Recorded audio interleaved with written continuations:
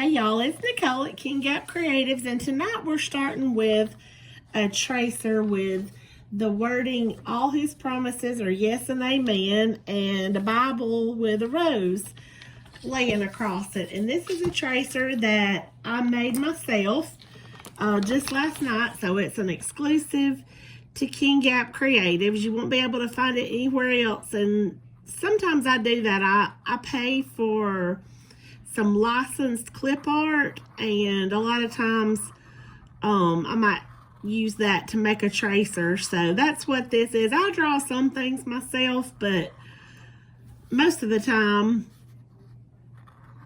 I just buy what I need because it saves a lot of time, and I just, I can do a little bit with Procreate. I can draw a little bit, but I think the lady that I buy from is so much better at it, and she definitely turns things out a whole lot quicker than I do. So I have a lot of things to pick from. So I just took some images that I had bought from her and layered them together and added the words, and this is what I came up with.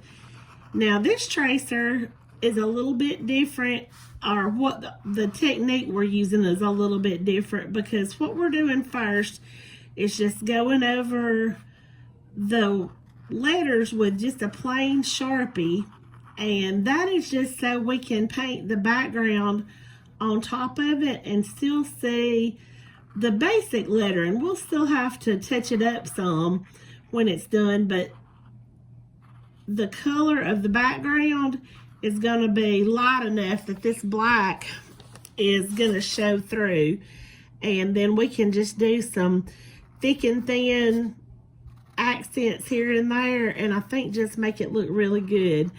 So I'm going to put this on a time lapse while I finish up just tracing over this with just this plain old Sharpie, and then we're going to do the background in a really pretty greenish blue color called Thicket with some white.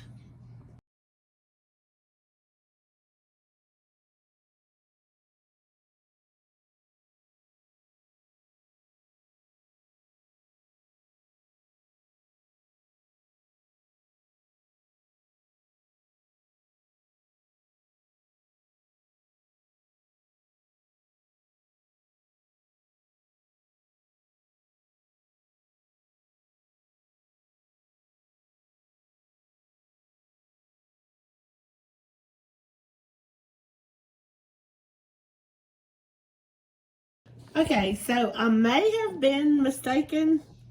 I'm hoping that once this is dry, we will be able to see the letters. Right now, not so much, but I think it may dry light enough that we still can. Hopefully that's going to be the case, but if not, I do have a plan B.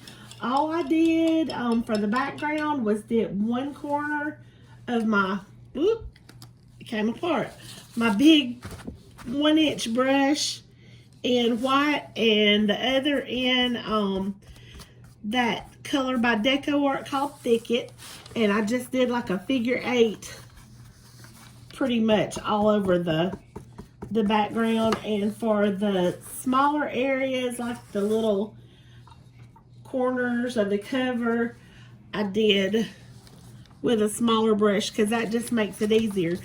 Now we're just gonna do black and gold on the Bible.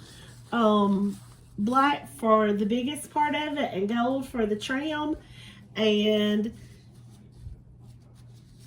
then when that's done, I will be back and show you the next step.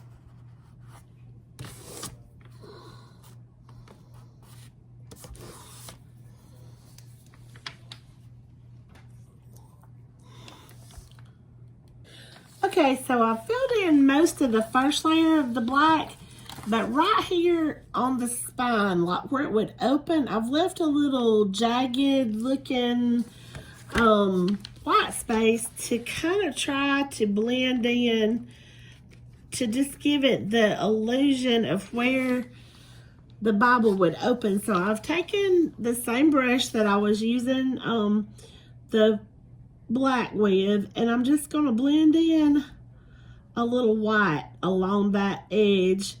Hopefully my paint is still a little bit damp, and if not, you can wet it a little bit. Just dip it in a little bit of water.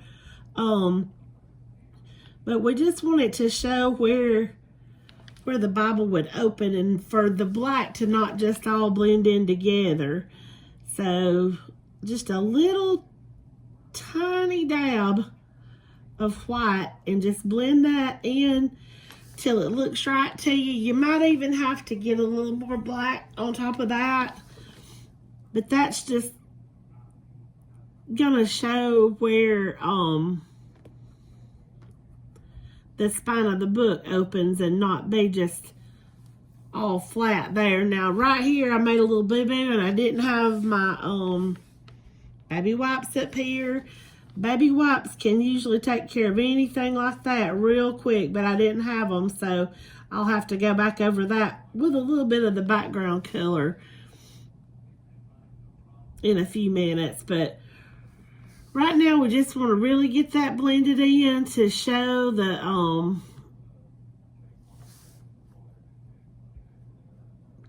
where the Bible would open. Like I said, you might have to get a little more black and bring into that, but just doesn't have to be anything crazy, but just enough so that it shows that there's some differentiation between the black on the flat part of the cover and the spine. So I'm just working in a little more black along there, and then just gonna try to get that. Sometimes you just gotta play with it till you like it, and that's kind of what I'm doing right now.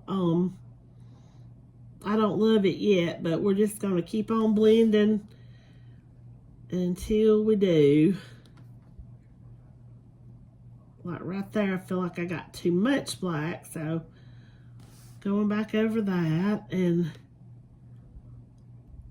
I want it to look natural, but also for sure want to be able to see the spine. So anyway, let's see. I think I'm gonna need to rinse that now and just go back below with a little more black.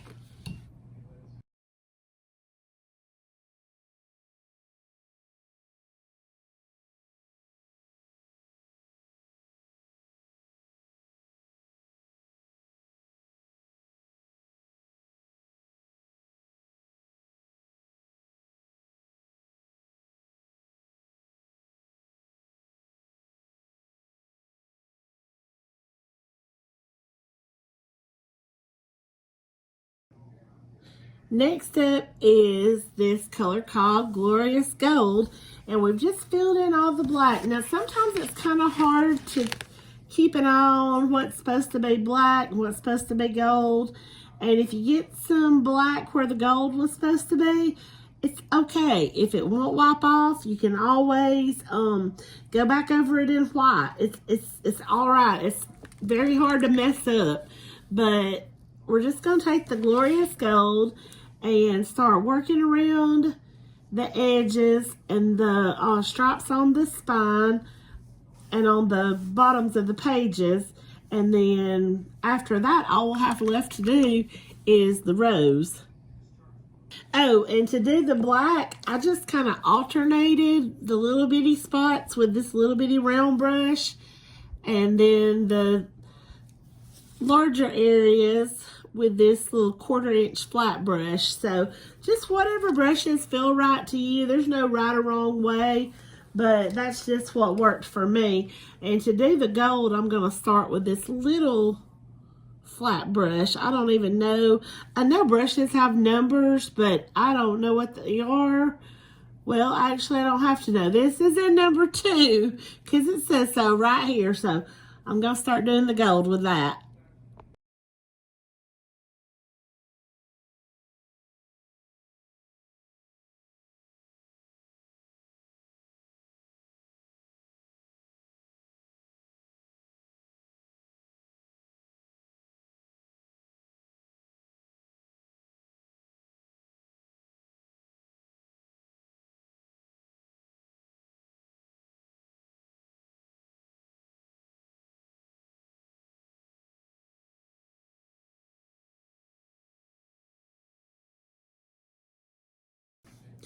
Turns out this glorious gold is way more sheer than I remembered.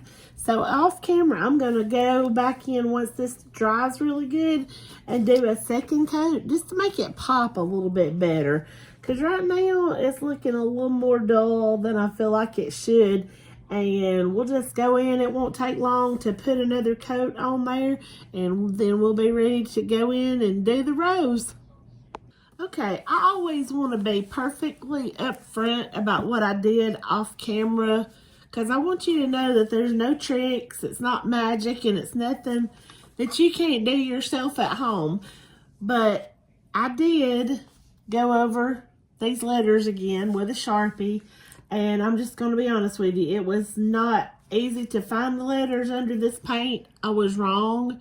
It went on much less transparent than I thought, so I think we're going to need a separate tracer for this up here, and I'm going to give that to you in the download. But also, I did go over the gold twice more. It was very sheer, and I wanted it to really pop, so I did 2 more coats of the glorious gold, and I used this angled brush. You wouldn't have to have that, but it helped to get the corners. And I also used this little bitty number 2 brush to get in there. So I do recommend just using the small brushes. Maybe not a super small one on this bottom part, but definitely around the smaller pieces up here. Just use your small brushes. So, okay, one more thing I did. I went around the rose petals again with a Sharpie just so that I could see them better and just to give them a little bit more definition before I started with the red. So now I'm ready to do the red rose, the red ribbon down here, and then the stem of the flower in green. For the rose itself, we're using Tuscan red because it covers really well, and I just think it's a good shade of red for a rose. So I'm going to put it back on time lapse in the interest of time, and I'll see you when we start lettering.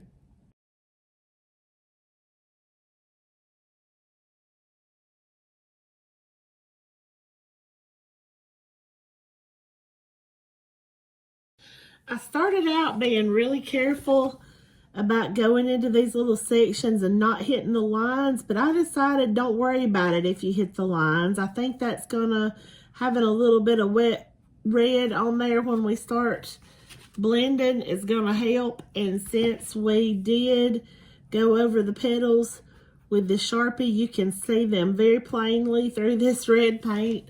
So just, you don't have to take any pains with this part. Just slap it on there, and then I'm going to show you in just a minute how we'll blend it out using just a little bit of white on top of that red, just to give a little bit more added definition to the petals.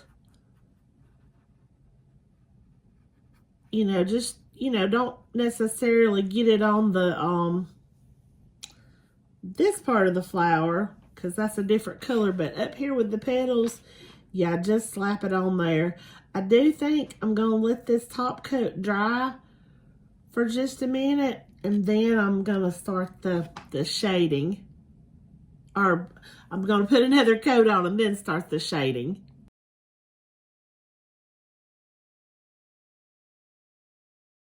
Okay, so I've still got this red on my plate. I've taken out a little bit of white too, and I still have this little number 2 brush. So everywhere there's a black line, I'm going to take just a little bit of red and a little bit of white, and I'm going to dab off a good bit of it onto my plate. And then I'm just going to start doing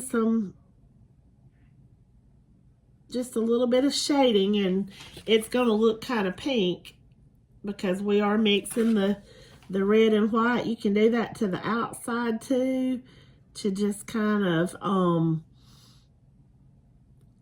make those black lines look not quite so harsh that we did with the Sharpie. I don't know that I would do the Sharpie lines again. I think I would though, just because it did, it gives me something to go by once I start kind of defining the petals. So just like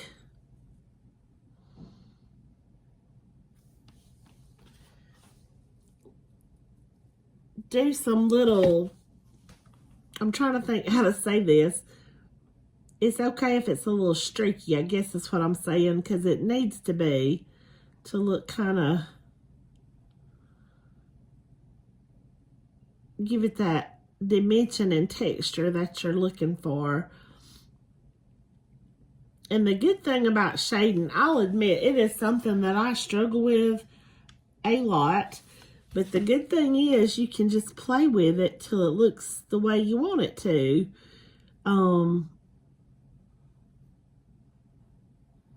You can play with it till it's dry anyway. And if it dries, that's still okay. Because if you don't like it, you can go in and you can paint over it. But we do just want to make sure that we get some good sections defining the petals. That is the main thing. So you can do it with either more red or more white. Really doesn't matter. It's just whatever suits you. And the red and white shouldn't muddy up too much. The worst that could happen is that it's just going to look really pink. And I think that's kind of okay just to delineate the rows. Because different shades could just be kind of like how the light's hitting it. And you can tap off some of the paint to not have it quite as white, or just however you want to do it.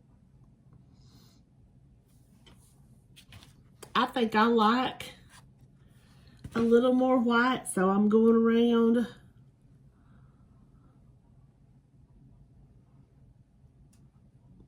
and giving it just a little bit more here and there. I am tapping off just a little bit of it, but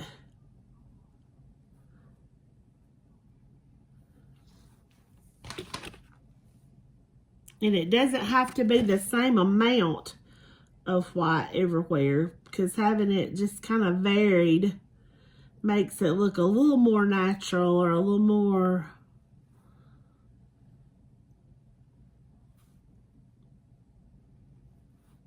I don't know. It just makes it look better when you do it that way, I think, rather than try to have it all just very even.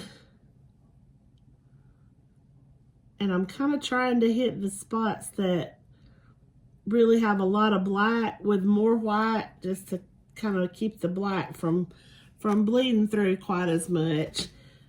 Although it really doesn't matter that much if it does. It's okay.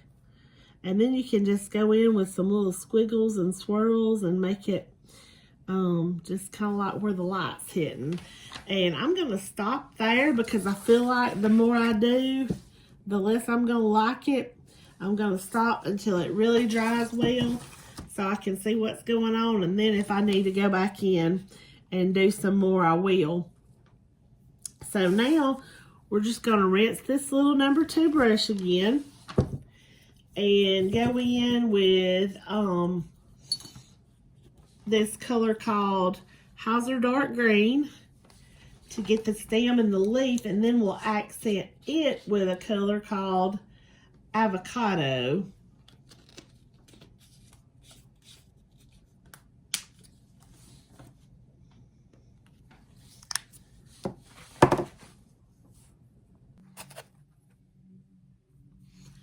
So I'm just going to dip that little number 2 brush in and kind of sit it up on its tippy toes to get into these small little sections of the top of the stem where the bud has come out of the green, I guess you could say.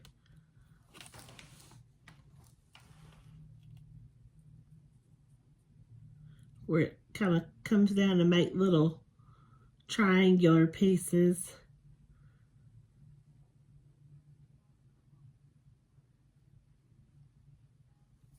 Then we'll get the little stem, and you could even use like that smallest round brush for this part if you wanted to, but I'm just going to keep using my 2-inch, not 2-inch, number 2 brush.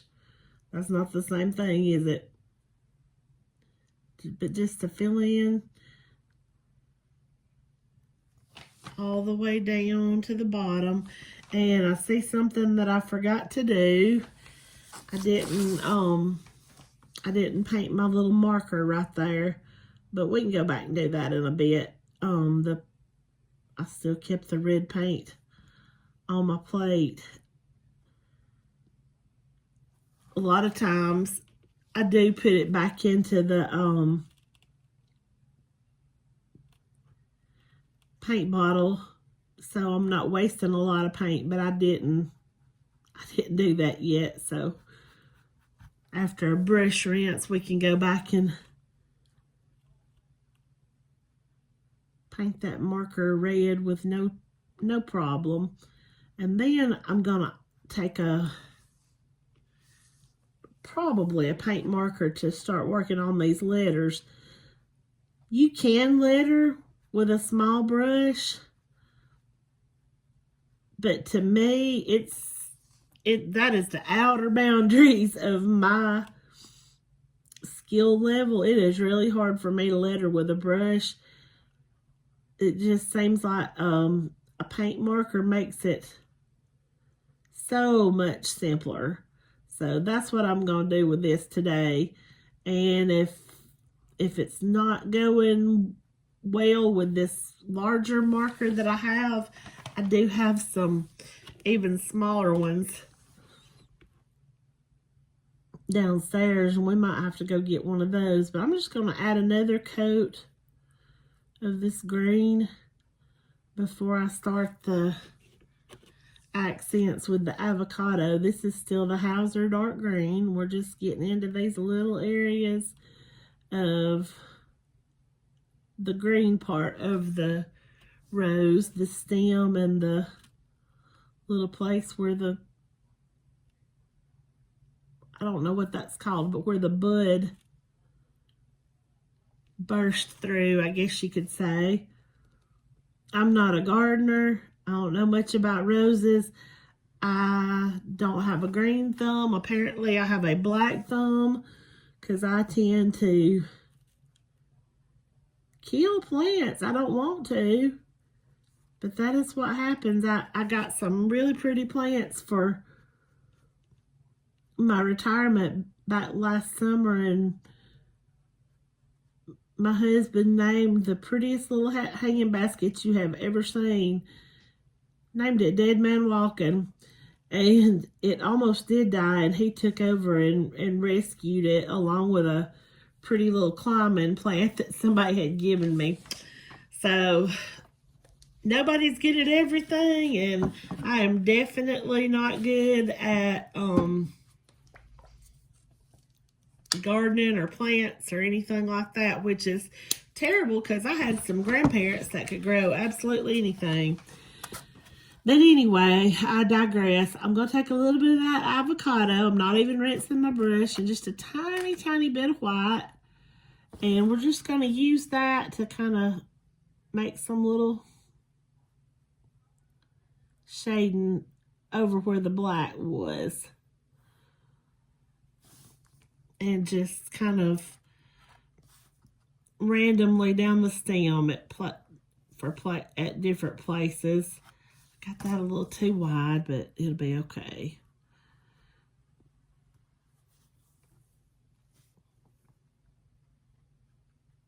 Just tap some of that off and do the same thing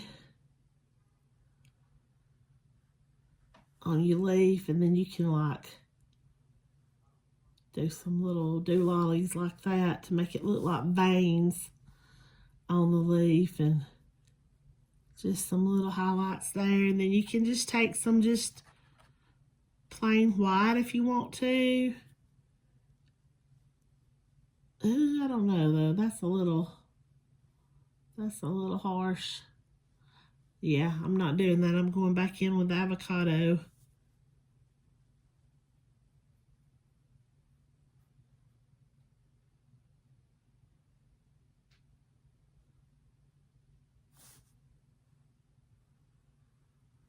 And sometimes you just have to figure out when to stop, because I feel like I'm on the edge now of not liking it well as I did, just because I kept going when I should have stopped. So I think I'm going to stop right there, and then if it needs more later, I'll come back and do it. But I'm going to let this dry really good, and then we're going to work on this lettering, because it's looking a little rough. So I'm going to get out the dryer, and I'll be right back. Oh, still forgot to paint the little ribbon, so I'll do that, and then we'll work on the letters.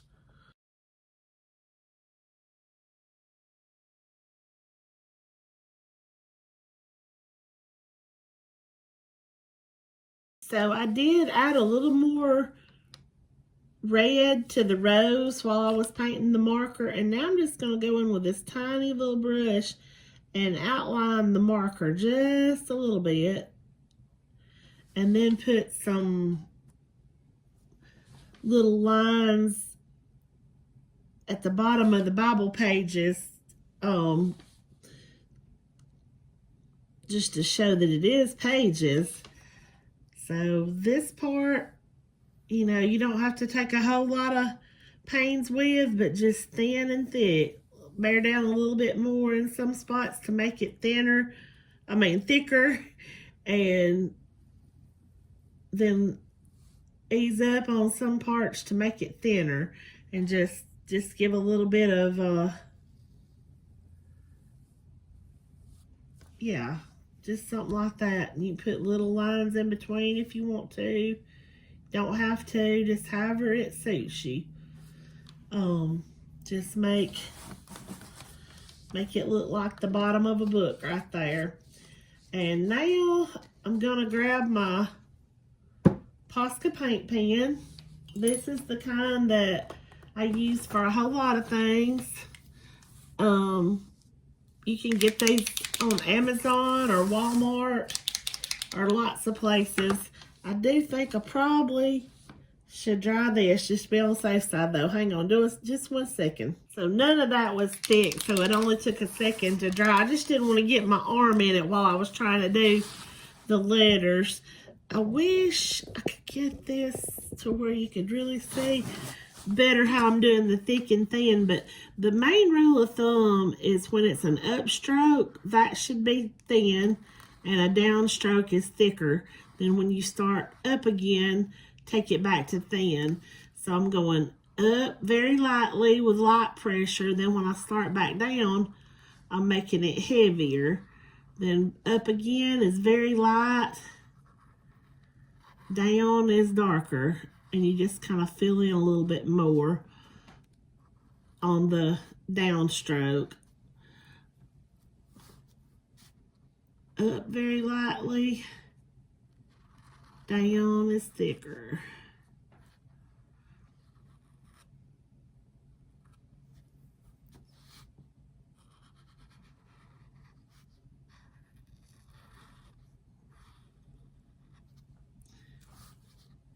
And this is just filling those letters in a little bit more. Hopefully it's going to make them look a little bit better.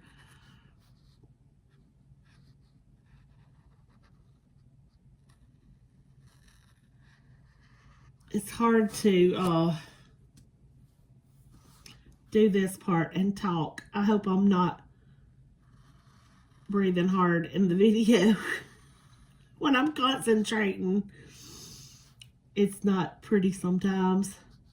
So upstroke real light and then bring it down in a thicker. I think I want this main part of that P to be a little longer too.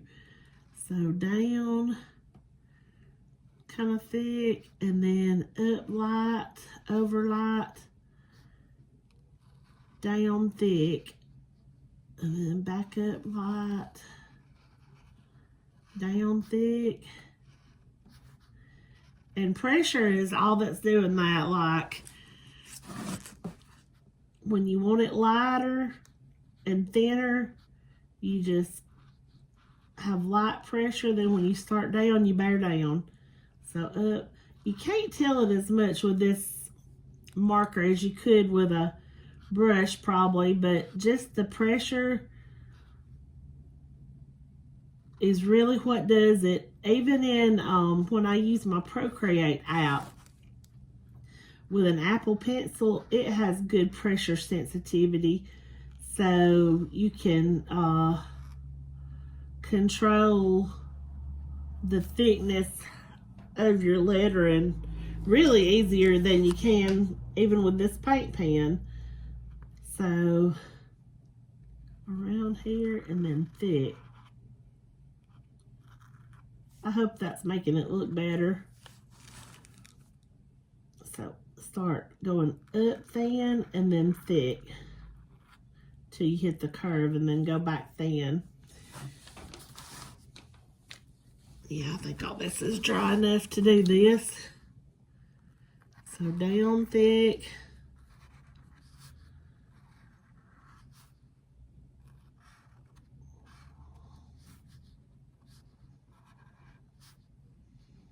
Go this way and then thick going down.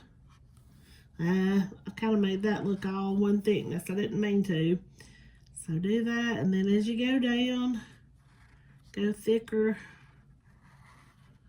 up thin, down thicker till you hit the curve of the Y, until the tail of it. I'm really trying to work on my lettering. I'm practicing at night because, as you can see, I'm not the best at it. I know some people who are so good at lettering, and I eventually want to get to that point, but I am not there yet, unfortunately.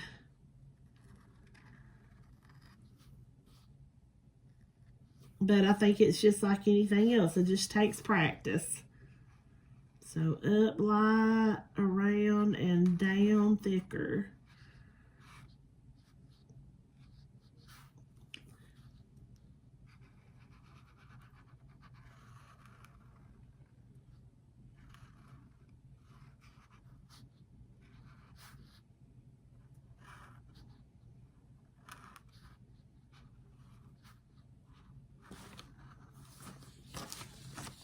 It's not perfect, but it'll work, I think.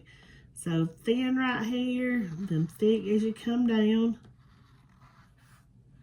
Up thin, down thick. Up thin, down thick.